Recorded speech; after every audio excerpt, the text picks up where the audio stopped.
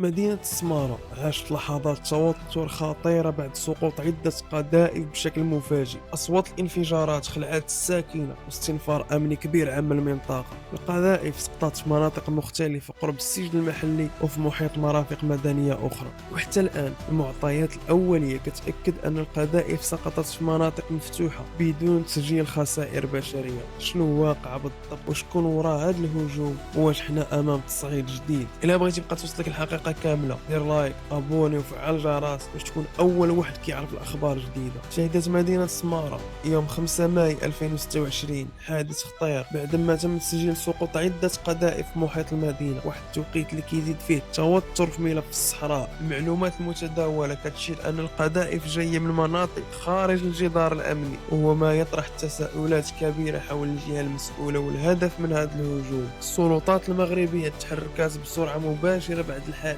وتم إعلان حالة استنفار أمني مع انتشار مكثف لمختلف الأجهزة الأمنية وفتح تحقيق دقيق باش يتم تحديد جميع التفاصيل. رغم أن القصف خلق حالة من الخوف والقلق وسط الساكنة، إلا أن أهم نقطة إيجابية هي أنه ما كاينش خسائر بشرية حسب المعطيات الأولية، وهو الشيء اللي خفف نسبيا من خطورة الوضع. هذا التطور كيرجع النقاش من جديد حول الوضع في الأقاليم الجنوبية وكيطرح احتمال دخول المنطقة في مرحلة توتر أكبر، خصوصا مع تكرار مثل هذه الحوادث. واش هذا الهجوم غير حادث معزول ولا بداية تصعيد جديد ممكن يأثر على الاستقرار في المنطقة؟ اللي وقع في مدينة السمارة ماشي حدث عادي، بل رسالة خطيرة كتطرح بزاف ديال التساؤلات حول المرحلة الجاية. المغرب معروف بسياسة ضبط النفس، ولكن في المقابل كيبقى من حقه يتخذ جميع الإجراءات اللازمة باش يحمي أمنه واستقراره ويتعامل مع أي تهديد بالصرامة المطلوبة وفي إطار القانون. المرحلة الجاية غادي تكون حاسمة، أي تصعيد ممكن يبدل بزاف ديال المعطيات في الميدان. دابا الدور ديالك كيفاش كتشوف هاد التطورات؟ واش خاص يكون الرد صارم؟ وما تنساش لايك ابوني فعل الجرس باش تبقى ديما مع اخر الاخبار.